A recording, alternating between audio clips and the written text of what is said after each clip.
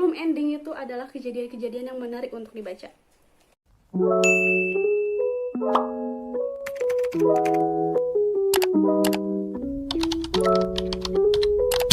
Nyam nyam nyam nyam nyam nyam. Halo semuanya, assalamualaikum. Selamat tahun 2021. Meskipun telat, tapi aku mau mengucapkan selamat tahun baru karena ini adalah video pertama aku di tahun 2021.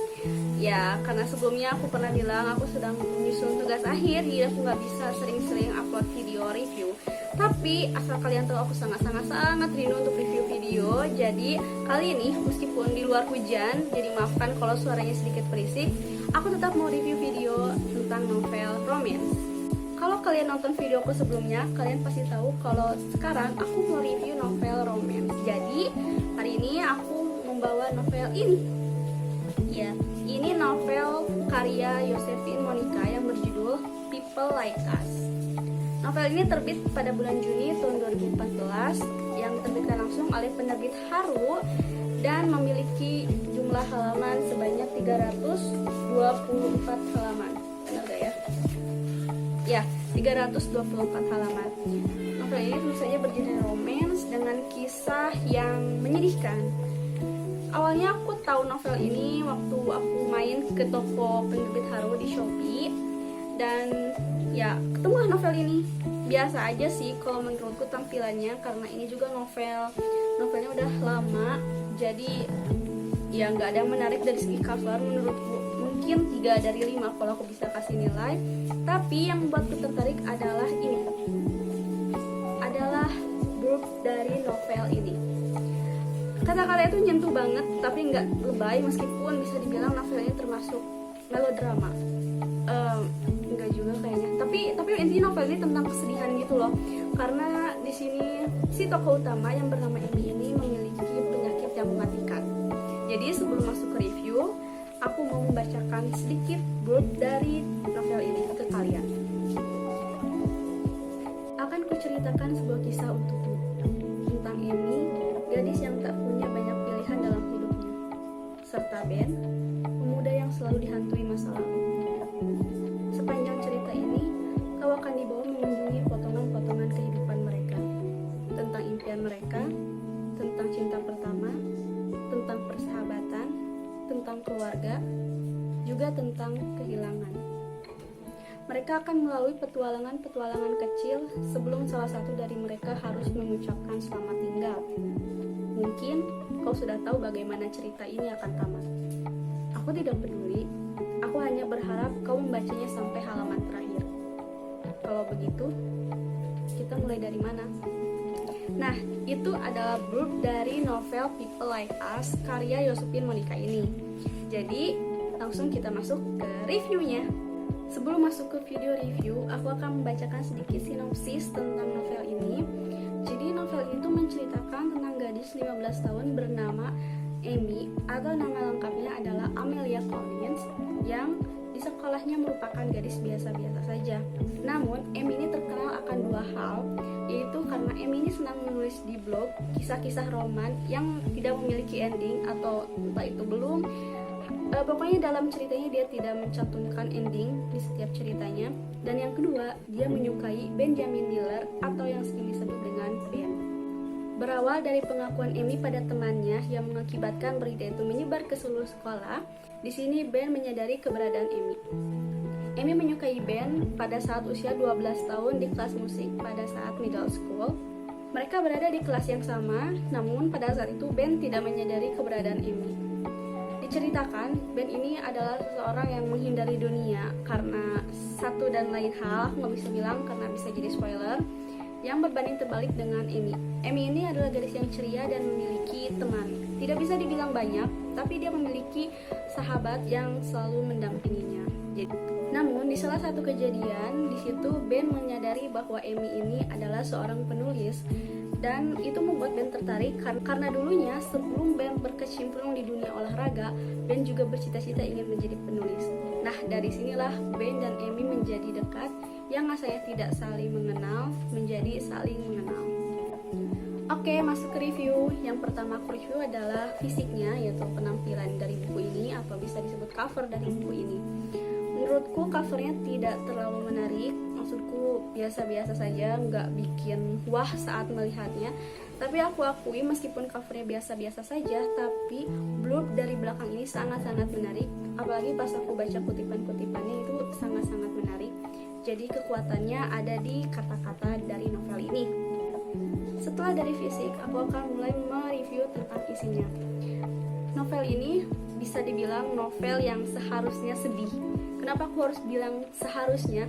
Karena pada saat aku membaca sinopsisnya, aku membaca blurbnya, di situ kan udah terlihat kan kalau dalamnya itu pasti menyedihkan. Tapi pas aku baca nggak sama sekali teman-teman. Meskipun di situnya mengklaim bahwa sesuatu yang sedih akan terjadi, tapi pada nyatanya justru kisah ini sangat asik untuk didalami, sangat asik untuk dibaca karena di sini tidak menampilkan sosok tokoh yang lemah, melainkan sosok yang kuat. Di sini si tokoh utama, Emi, memiliki penyakit berbahaya yaitu kanker, yang dimana seharusnya kalau kita nonton atau kita baca suatu kisah tentang penyakit yang mematikan pasti akan ada sedih-sedihnya kan. Tapi ini enggak, karena si Emi ini memiliki jiwa berjuang yang tinggi, dia nggak pantang menyerah, dia orangnya ceria, pokoknya dia tuh nggak akan menunjukkan bahwa dia kenapa-napa, dia nggak mau teman-temannya ngerasa kasihan sama dia, dan dia berusaha untuk menjalani kehidupannya seperti biasa-biasa saja. Dan pas aku baca kisahnya, pas aku baca di bagian dunia Emi, aku ngerasa kalau ya seharusnya orang sakit seperti itu gitu. Harusnya orang sakit nggak meyakini, nggak mengklaim bahwa dirinya sakit gitu. Ya semacam sugesti betul mungkin. Dan kita pindah ke dunianya si Ben. Saat aku membaca dunia Ben ini berbanding terbalik dengan Emi. Ibaratnya Emi itu di siangnya dan Ben ini malamnya gitu. Ben memiliki keluarga yang kurang bahagia karena satu dan lain hal. Keluarganya ini jadi tidak bahagia sehingga dia menjalani kehidupannya tuh dengan muram gitu. Bahkan waktu dia tahu seorang gadis menyukainya aja, dia tuh kesan cuek dan ya aku bodo amat, kalau ada yang suka sama aku ya it's okay, emang apa urusannya sama aku. Dia adalah tipe orang seperti itu. Namun meskipun begitu, dari karakternya yang pendiam itu, dari karakternya yang cukup menyebalkan ketika berinteraksi dengan Emi, tapi di pertengahan novel menuju akhir, Ben menunjukkan perubahan karakter atau kemajuan dalam karakternya gitu. Yang asalnya dia nggak terima sama Emi, dia nggak mau deket-deket sama Emi, tapi sekarang dia mulai berteman dengan Emi. Dan ya tentu saja semua itu berawal dari hobi menulis Emi. Aku suka banget sama karakter Emi karena Emi ini tipe orang yang gak akan nunjukin perasaan dia seperti apa, tapi itu gak bikin teman-teman dia kasihan ke dia karena dia bersikap seperti itu. Teman-temannya justru merasa kalau dia tuh semangat gitu.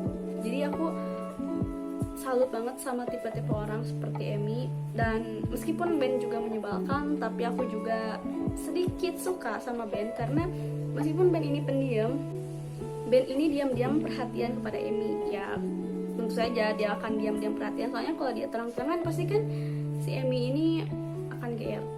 Ya siapa sih yang nggak akan GR kalau misal cowok yang dia sukai mendekati dia, cowok yang dia sukai mulai tertarik sama dia, bahkan mengirim SMS pada dia.